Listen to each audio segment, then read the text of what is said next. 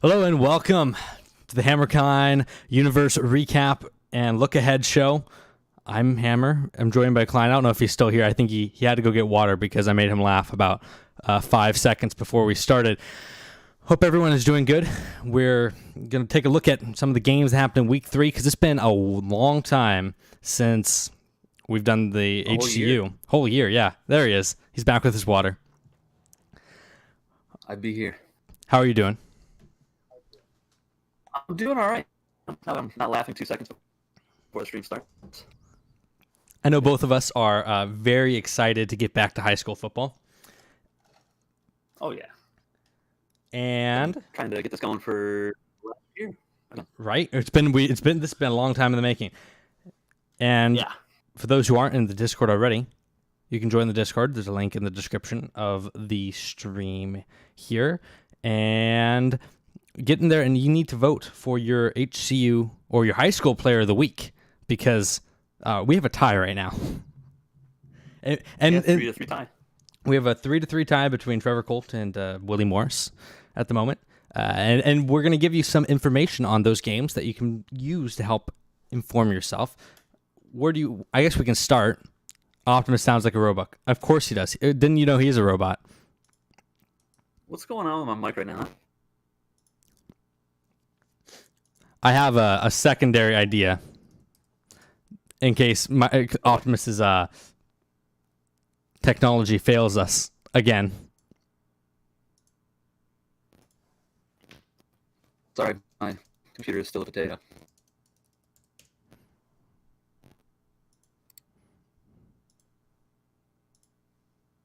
I'm going to exit.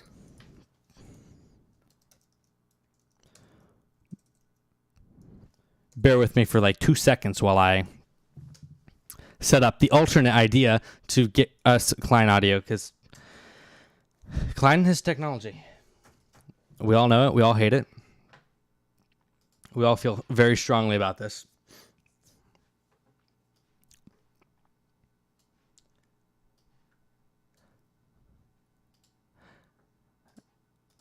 But yeah, we're going to be going over the week 2 games. Let you know how those turned out. Me and him just refreshed ourselves with we rewatch them. And you can rewatch them. There's a playlist on the channel here.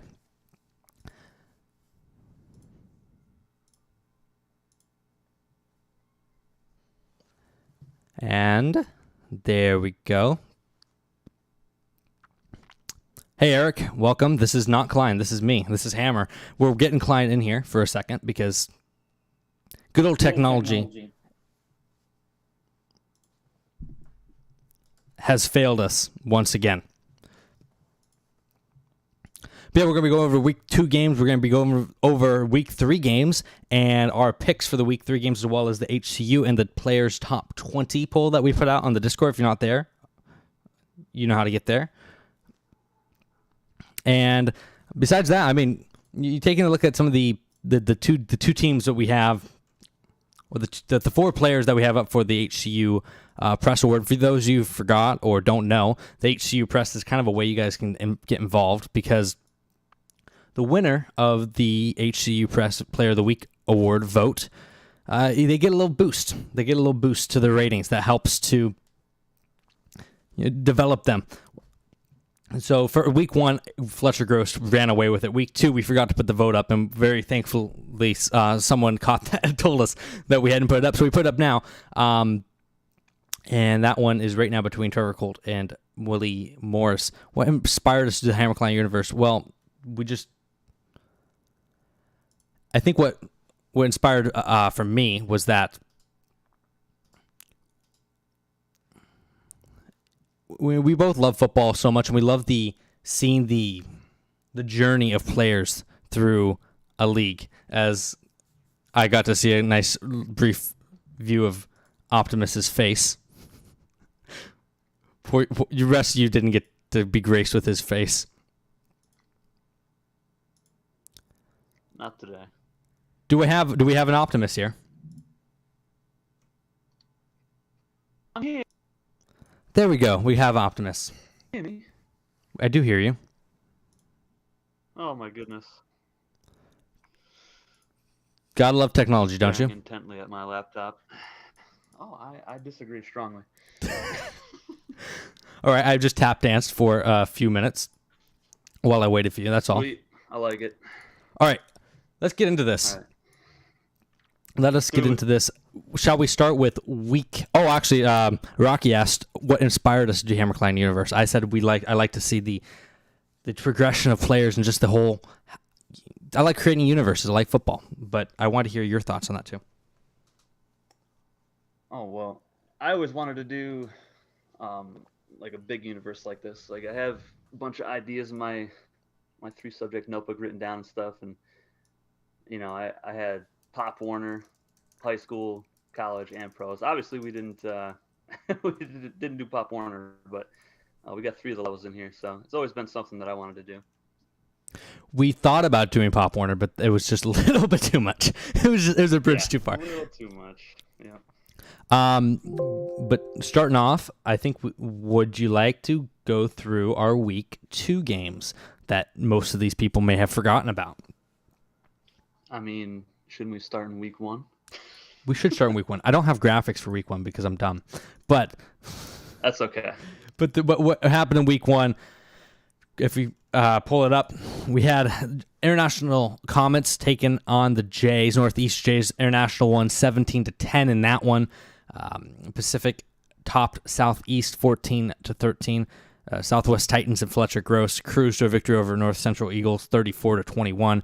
South Central Lions beat Northwest 38-34.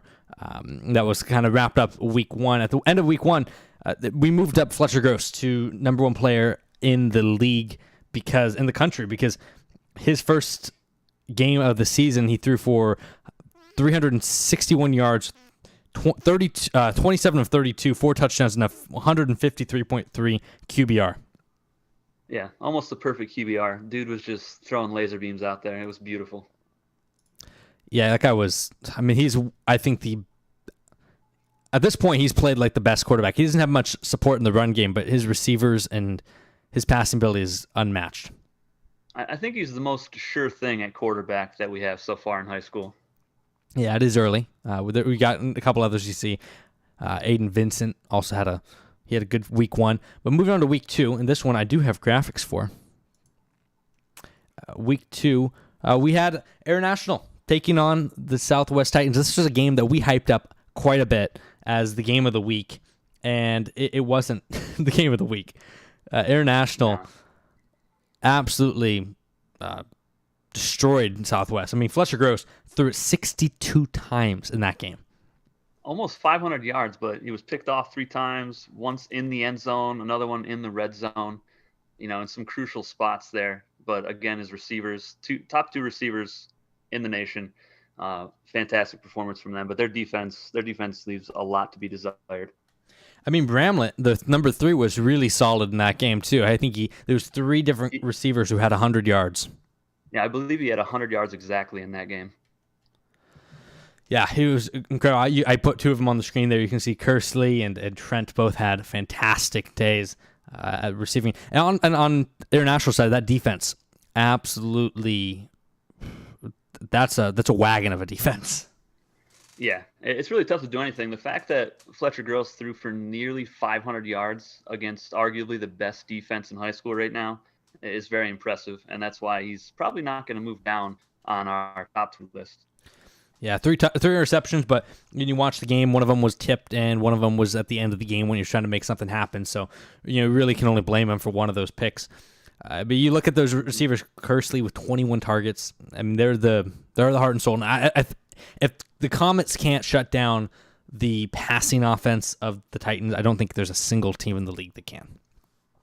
No, I don't think so either. I think Fletcher's going to have a pretty great season that'll be really tough for anybody to top in the future. Of course, Benji Bailey, as you see there, 19 carries for 174 yards and 2 touchdowns.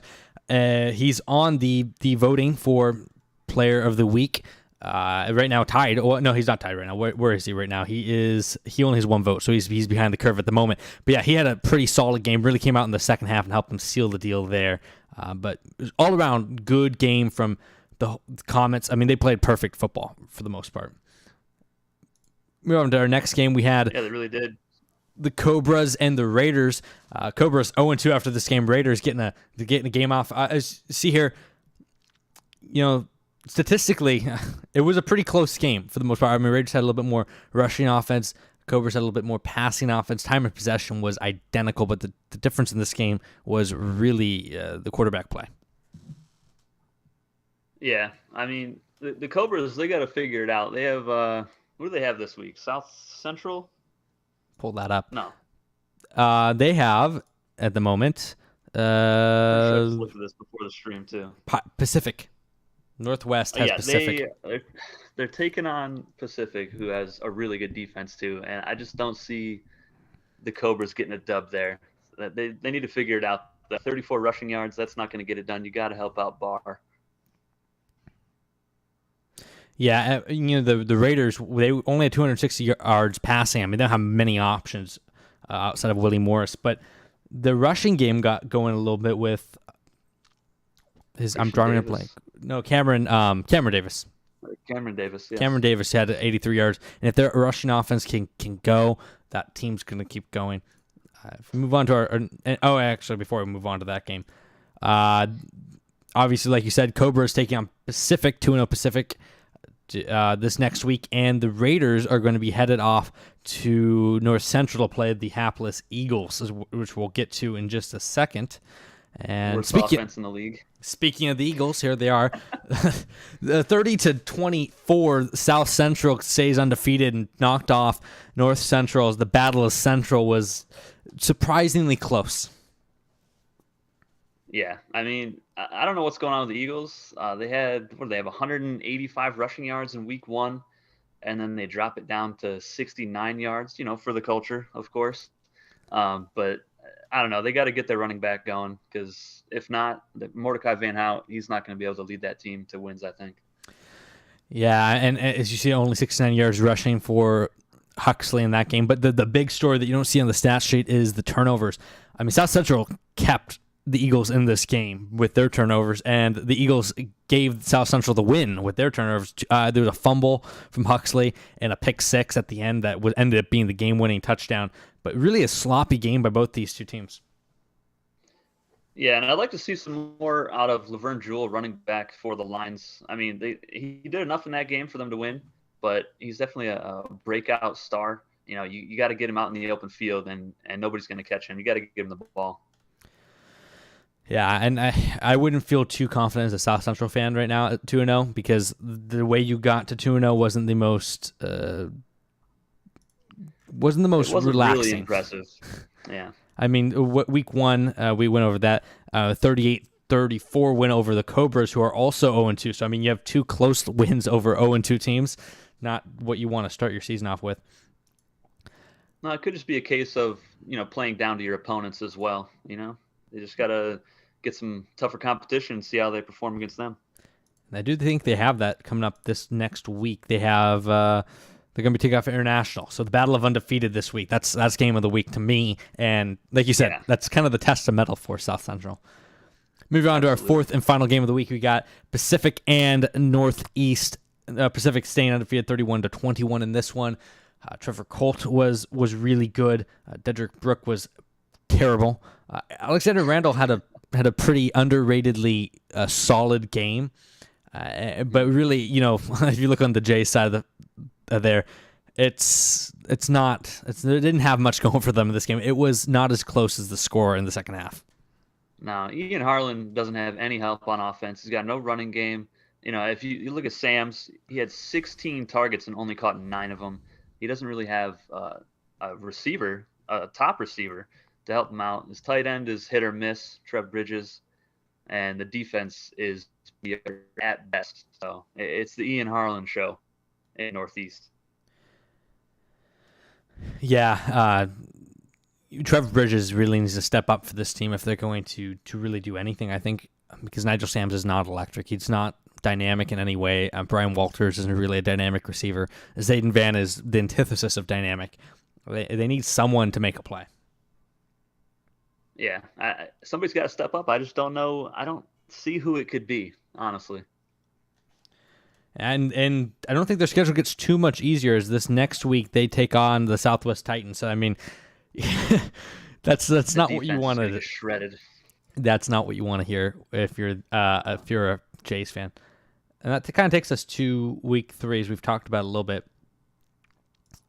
But week 3, and perfectly, wow, almost like I planned that, which I didn't. You got the 0-2 Jays taking on the 1-1 Southwest Titans. If you look at the stats there over the first 2 weeks, the averages, just a little bit of an advantage for the Titans. A little bit, just 130 more passing yards a game. Titans obviously the best passing attack. They don't know how to run the football, but we might see some movement in the backfield for the Titans this coming week. So look out for that. Yeah, Rocky Payne really struggling, and Eddie Poole. Some reports they might work him back in a little bit more, but yeah, that Titans passing offense is ridiculously good. Point differential, as you can see, the Titans have kept it close for the most part. The Jays are going to need a heroic effort from Ian Harland to win this one. Before we give our picks, I'll tell you what the community has at the moment. The community has Northeast beating Southwest. Community going for the upset. Pick, huh? Upset pick here. Right. As 4-3 is the voting at the moment. It. Personally, I'm going to go with Southwest. Yeah, I think I'm right there with you, buddy. I don't think that the Jays are explosive enough. No, I don't think their defense has enough talent. I mean, they don't really have any speed either. So Tyron Trent and Kersley and Bramlett, the number 3, I think are all going to go crazy. They might even all go over 100 yards again. Yeah, I don't think, and that Jays defense doesn't have too much to stop them too. So I think it's just gonna be a long day for Jays fans.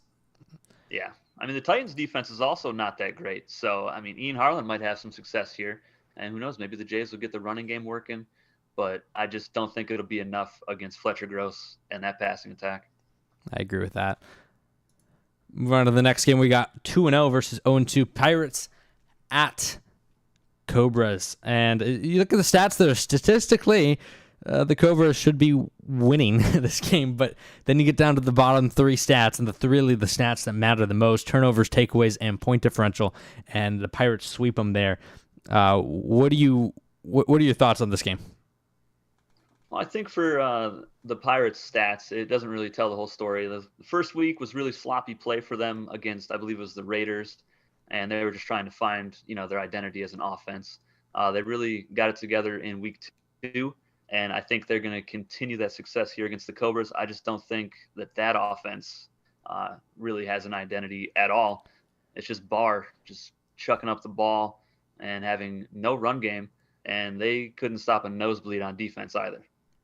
And you see those 4 turnovers, lead the league in turnovers, the Cobras do. They played really sloppy in their last game. Their last game against, who was it? They played the Raiders. Barr did not have a good game at all. He's going to have to clean it up. And I mean, the Pirates lead the league in takeaways. So, this isn't really a good matchup. Personally, I got the Pirates. Yeah, I think that's a pretty safe pick. Yeah, I don't see the Cobras doing much on against them. Taking a look at the community vote, they agree with us.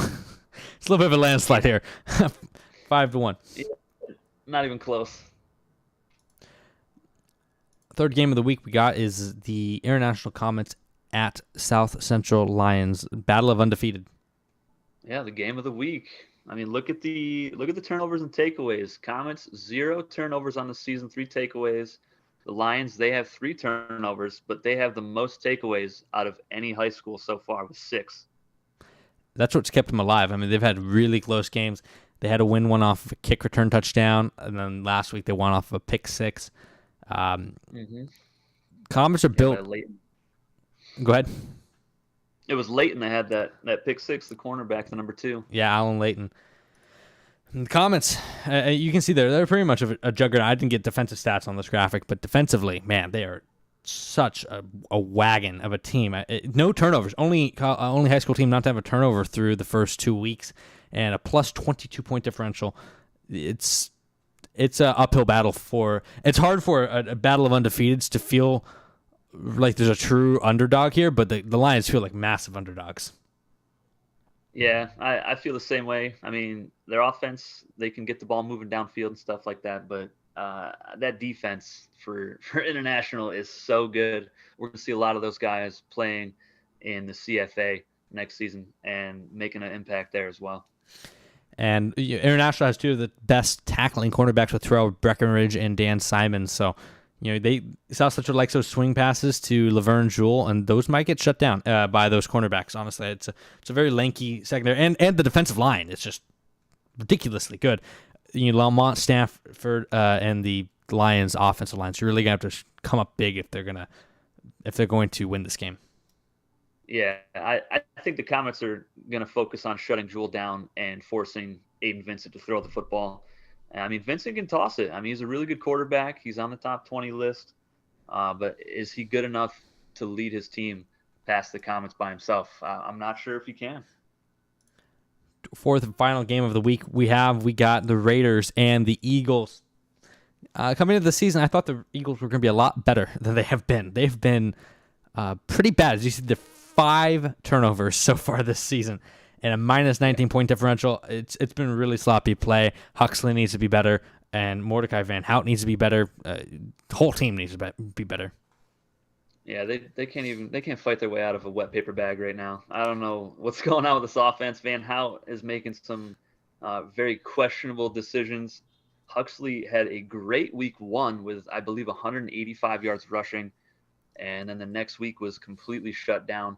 So that's another offense that is trying to find their identity early on in the season. But I mean, after week 3, it's not really early in the season anymore. There's only be 5 more games after that, so you don't want to start 0-3 and basically have to win out to make the playoffs. But I do like the Raiders' chances in this game. Jasper Ives is really good, I think. And the defense for the Raiders, one of the best defenses, very underrated defense, top 3 in high school right now. That's one thing. I wanna say the Eagles pull off the win here, but that defense, I don't see Huxley getting traction. And you bring up that 180-yard game in week 1. One thing to bring out is that was against Southwest defense, and they are terrible. I think they're the worst defense in the league. So, that's the one thing to consider. Is Huxley going to be able to have success against these better defenses? Now he has to face another one. Last week, I mean, they faced South Central, which isn't, we didn't really look at them as a massive, really strong run defense, but they shut him down for the most part. So yeah, I think I'm with you. I think it's going to come down to quarterback play for both these teams. I think Jasper Ives, if he plays a solid game and plays a clean game, I think they're going to win. Willie Morris, can he step up? And for the Eagles, if Van Hout has a game, and we haven't seen Van Hout have a game yet, where he really just locks in. If he can have a clean game where he locks in, that's the way the Eagles win, I think, this game. But you have Brett Iwoma for the Raiders. It's already a banged-up Eagles wide receiving core with Storm Baines already down. I mean, Gerard Presley is basically their only receiver. I wouldn't even be surprised to see Iwoma follow Joey Holt in that game. He played pretty good in week 2, and I just don't think they have enough firepower to overcome the Raiders' offense. I think it's going to be a lower scoring game, but I picked the Raiders as well. The community, I think, agrees with us. Let me pull that up, and they actually have the Eagles winning 4-3. A little bit of an upset. A little bit of an upset, but I can see it, and we'll see who's right. If they play a clean game, I mean, Van Hout has to get going. He's kind of just trotting along right now, going through the motions. I want to see him scramble some more. He's very fast and electric if he can get into the open field. So I'd like to see them do some rollouts with him too. Just try to get him in space. Yeah, and only 212 passing yards a game for him. Got to be better. Yeah. I think that wraps us up for the week 4 games. It does indeed. Week 3? Week 3. We're not even week 4 yet. Why don't you take us away with what some of our the plans for when we're going to get these games going for week 3 that we just talked about, and whatever else you want to talk about. Well, I mean, what day next week are you free for game number 1 of week 3, buddy? I did believe we said Monday, right? We said Monday for the first game And of what week. time would that be? Same bat time, same bat channel. Oh my goodness. All right, so 7:30 Monday, which is January 16th, will be the restart of high school football. So I'm pretty excited about that. And then you said Tuesday you can Tuesday, do? I think so. Tuesday, and then I think the other one was Monday. Thursday. Monday, Tuesday, Tuesday, and Thursday. We're gonna have Thursday. to do a doubleheader. We're gonna figure out which days that we have a doubleheader. Yep. We'll have to figure that one out. But definitely Monday, Tuesday, and Thursday. That means that my streams for Miami Hurricanes will be switched to Saturdays while we're doing this. So I'm pretty excited about that too. One thing that we wanted to talk about was the high school top prospects list. What up, Marvin? Hey, Marvin. What were some of the players that stood out to you when we were going through this and making this list this week? What were some of the names that you wanted to mention? Well, besides the obvious ones, like Fletcher Gross and Kersley and Awoma for the Raiders, Matthew Gandalf had a really good game in the Cobras' loss. I mean, he was just getting open almost every play for the Cobras. Caspian Caldwell, basically a perfect game for international at quarterback. He was really good. And let's see, there was one other guy.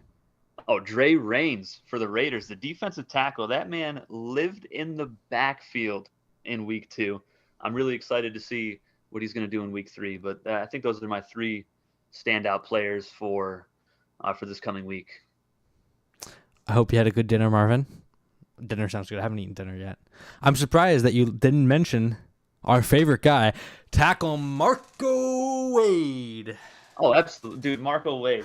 If you guys go back and you rewatch the international game where Benji Bailey goes crazy, Marco Wade is right there with him on all these long runs, stride for stride, with one of the fastest running backs in high school football. This dude's a beast. Best lineman in the country. And the only lineman on the top 20. Yeah. Lamont Stanford for South Central was there for a time, but he has since fallen. It's very interesting to go back to the preseason top 30 we did, and some of the names you mentioned. In that top 30, Gross was number 2. He since moved up. Kenton Russell was number 3, center for North Central, and he's not even on the list anymore. There was 3 Eagles players in the top 15, and none of them are on the list at this point. Yeah, the Eagles and the Jays have 0 players in the top 20 at the moment. And the Jays aren't as much surprise to me. I mean, they didn't even have a guy inside the top 20 in the preseason top 30. But yeah, the fact that they have fallen so far is those poor guys. I mean, one guy I want to mention besides Marco Wade was Steve Walker. He's number 2 in our rankings right now, and if you watch international, he is just absolutely dominant. That entire defensive line is ridiculous. I mean, the fact that he's there next to Travis Cook, who's number 13th on our list, and the number 2 defensive tackle could arguably be on this list too, is ridiculous. Yeah, I mean, and Walker was getting double teamed for the majority of the game in week 2. And he was still getting pressure on the quarterback, still making plays in the backfield on the running backs. It just total domination. A couple names to look for on the bubble, a new feature we added because we couldn't decide,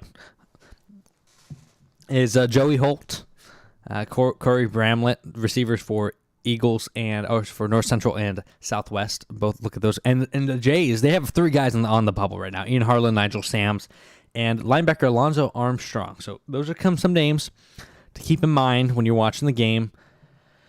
We mentioned the Cobras earlier. A name on the bubble that is tight end Lance Swift. That guy needs to be better if the Cobras want to stay away from a 0-3 hole.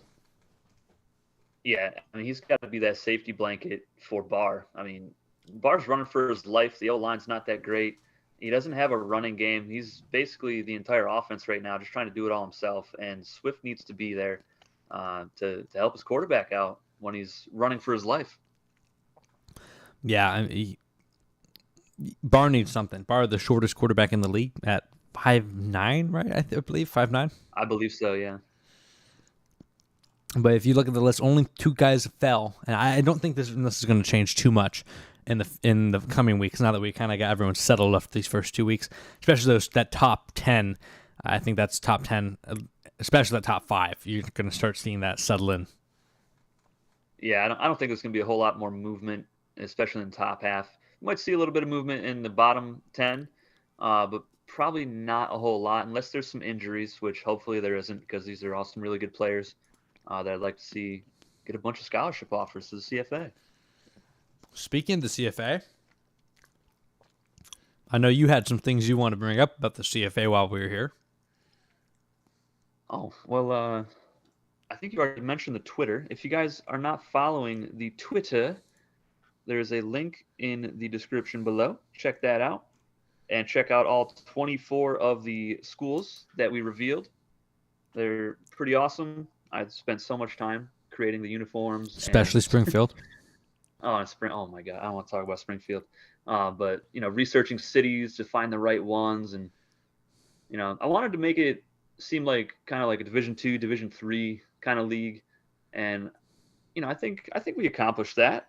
I think we did. I think you did a fantastic job on the uniforms. If you haven't looked at them, having looked over them, go ahead and look over them. Let us know which is your favorite. My personal favorite, sentimentally, is Garden State. Though I think logo-wise is probably Laredo Tech, and jersey-wise for me personally, I think I'd have to say that Mojave Tech and UNA, University of Northern Alaska. Those are probably my 2 favorites. My favorite is Pontiac State, even though I hate yellow, but that uniform is just so good. I absolutely love it. I love their logo. Their field is amazing with that end zone with the claw marks. I think that's the best brand that we have. The end zone is fantastic. If you haven't seen it, check it out on either in the Discord and the social media channel. You can see all the posts, or if you head over to the Twitter, like Klein mentioned, you can see all those too. I mean, yeah, he did a fantastic job on those brands, and I can't wait to see these guys go there, because you're going to see these high schoolers are going to head off into the sunset of the season. Then we're going to get to see where these guys land in the National Signing Day, which is a stream I am quite looking forward to see where these guys land. And then we're going to see some CFA action, which should be fun. And then eventually you'll see these guys get drafted to the Pro League, and we'll have it all come together eventually. And even maybe some of these guys you're seeing right now will be coaches in this league in a few years. Man, I can't wait. Can we stream right now? Let's do a game. Let's do it. Let's do it right now. Oh, man. I wish we could. What if we did? What if we did? Stay tuned to see if we actually end up doing it. Oh, that'd be so awesome. Was there anything else you wanted to bring up in this? I think that was everything I had to say. Yeah, I mean, if you want to join the official Hammer Cline Universe Discord, there's a link in the description for that as well. You'll need to do that if you want to create a high school player for Season 2. So go ahead and do that if you're not already in there. Yeah, I think that's it. I think that's it. We just want to catch everyone up on where we were, what's happened, what's happening, and so that we can move forward and get some football going out here. Game of the week, like we said, is going to be Lions and Comets. Lions and Comets, which is going to be a good one. First one, of course, is going to be Northeast and Southwest, which that should be also a fun one. So stay tuned, stick around the Discord, enjoy, have fun, and don't forget to go vote on the HCU Press. Go vote, because if you don't vote, me and Klein are going to decide. And we don't want that. We don't want that. But if you don't have anything else to say, I believe that is it for us here at the HCU headquarters. Here in the interweb. Oh man! Well, if you guys haven't already, slap that like button and subscribe for Hammer. He's Klein. And Klein. This has been the HCU Recap Show. Hope you've enjoyed. Hope you stick around for some football in the coming days, and we get this going. Have a good night. Take it easy.